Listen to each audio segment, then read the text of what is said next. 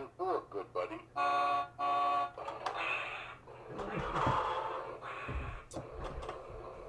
Hey guys, welcome back to Truck Driver's Corner.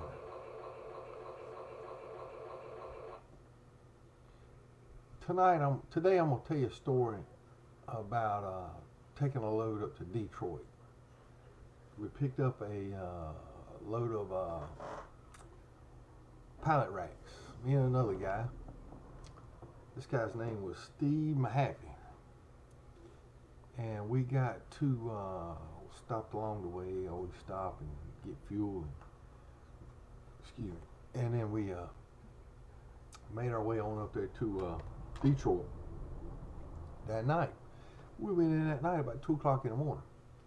We got to the Goodwill. We had to go to Goodwill. And we pulled into the parking lot. I pulled in first on the main road. We didn't know where we were going to unload, so we just lined up. He pulled behind me and I pulled in front. And we went to bed about 2:30, somewhere around in there, and hell, I'll wake you up. I told the boy I'll wake him up at 6:30, 6:30, somewhere around there. And we didn't know what time the guys were going to come in, so we get up about 6. I usually get about 5:45, just to see if somebody's in or whatever. So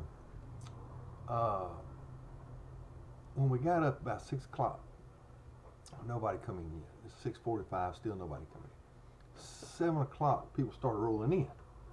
So they come by and they was looking at us, we had their pallet racking on. That's what the pallet racks are, racks that they drill holes into the cement, and they stand these frames up and they put these beams across, and then they put these stainless steel platforms where you can stack pallets on top, shelves like bookshelves, big bookshelves for freight.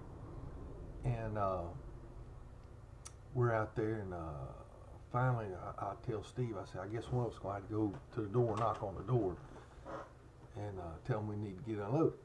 So I think I might have volunteered and went up to the door, and this belligerent black man came out. He says, yeah, I see you out there. You're blocking my parking lot. You need to get to the back. And I looked behind me. What we didn't know is somebody pulled in behind us that night and had us both blocked in where we couldn't back up. And I said, all right, bud, let's see what we can do.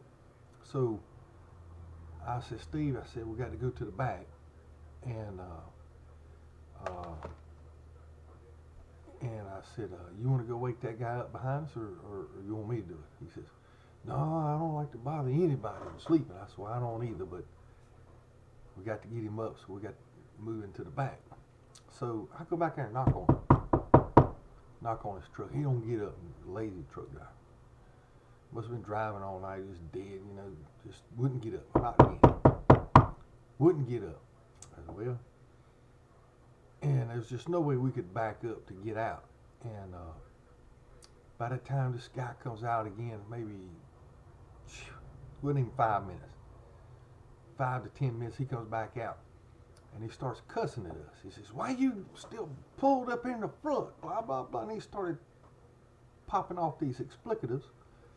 And when I heard him popping off these explicatives to me, I might have said something about asshole, tailhole, ASSO hole. Don't talk to me like that. By that time, he pulls out a box cutter, sticks it right in my face. And Steve starts backing up, and he says, I told you to move these trucks. And he's shaking that box cutter. And about that time, I pull something out of my pocket, and I stick it in his gut. And he looks down. And that old box cutter goes to shaking. And he run back inside. And Steve says, oh no, we in some trouble. And I said, no, don't worry about it. No, don't worry about it. So finally we go back there, and I open the air valves on that boy's tank that got us blocked in. And by opening them air valves, all his air leaked out. When it got down to an emergency supply, the emergency buzzer come on, and that's what woke him up. Finally got him to back up. We pulled him around back. Steve pulled around behind me, and he wanted Steve's stuff first because he had the frames. I had to bring the frames in first, then the beams. I had the beams. And Steve got unloaded first. And then they started unloading me, and Steve said, hey, look, he says, I would wait on you, but I need some coffee. So I'm gonna go ahead, and I'll just meet you down the road. So I said, that's fine, go ahead. And so while they were unloading me, well, I didn't know that boy went in and called the police. And whenever I seen the police pulling in the parking lot, I went around to the other side of the truck. And I said, dang, what am I going to do? Man, I know they're going to find this gun on me. You know, I got to do something. It was just a little small 5-shot North American Arms revolver. It was just a little bitty pea shooter gun, but it'd get you out of a hairy situation. So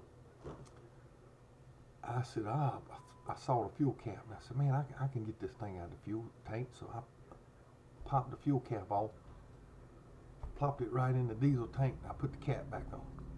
And the police come up, walking up there. He says, man, says you pulled a gun on him. I said, nope. He said, you didn't pull a gun on him? I said, no, sir. He said, why did he call the police and said you pulled a gun on him in the parking lot? I said, well, let me tell you. I said, there's two sides to every story. He said, all right, well, give me your version. I said, well, he complaining about we were blocking his parking lot, and there was a guy parked behind us, so we couldn't wake up. And there was nowhere for us to go until this guy could get woke up. And just by knocking on the door wasn't getting him up. So while we were waiting out, he comes out and starts cussing at us. And I cussed back at him. And then that's when he pulls a box cutter on me and said, I got a witness right down the road. I can call him and you can tell, but I didn't have a witness. He's already gone. And then that's when I pulled my big knife out. I had a big old Bowie knife. And that's why he got all upset and called you. You jumped right down here like a puppet on a string and saying that I had a gun. I ain't got a gun. You can search my truck. You're more welcome to search my whole truck. He searched that whole truck. He looked in the bunk. He looked everywhere, under the seat, in the glove box, up on the visor. He looked everywhere. Couldn't find that gun. I was gonna tell you, it's this big old Crocodile Dundee knife is what scared him off, and that's what made him mad, because my knife was bigger than his knife. And man said, okay, all right, and he left. And he went back inside and told the other boy something. I don't know what he told him.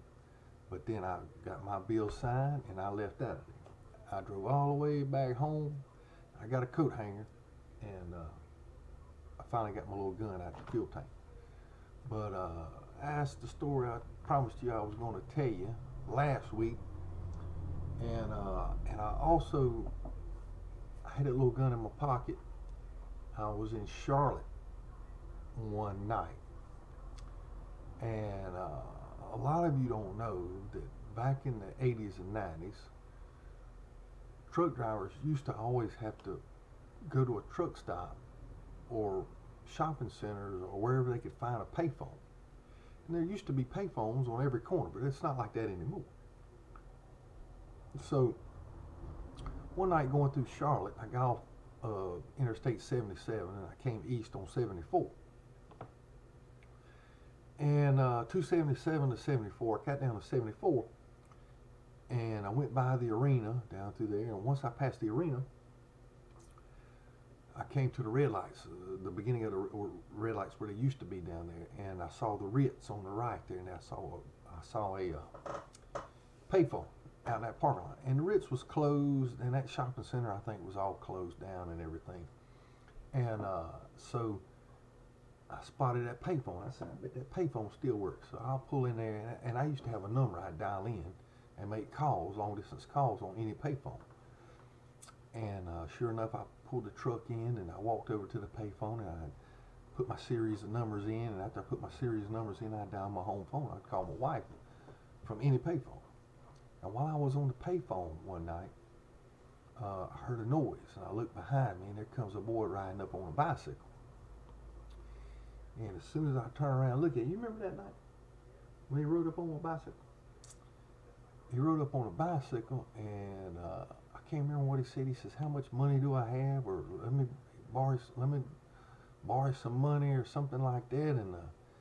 And I reached in my pocket. I said, I don't know. Let's see how much money I got.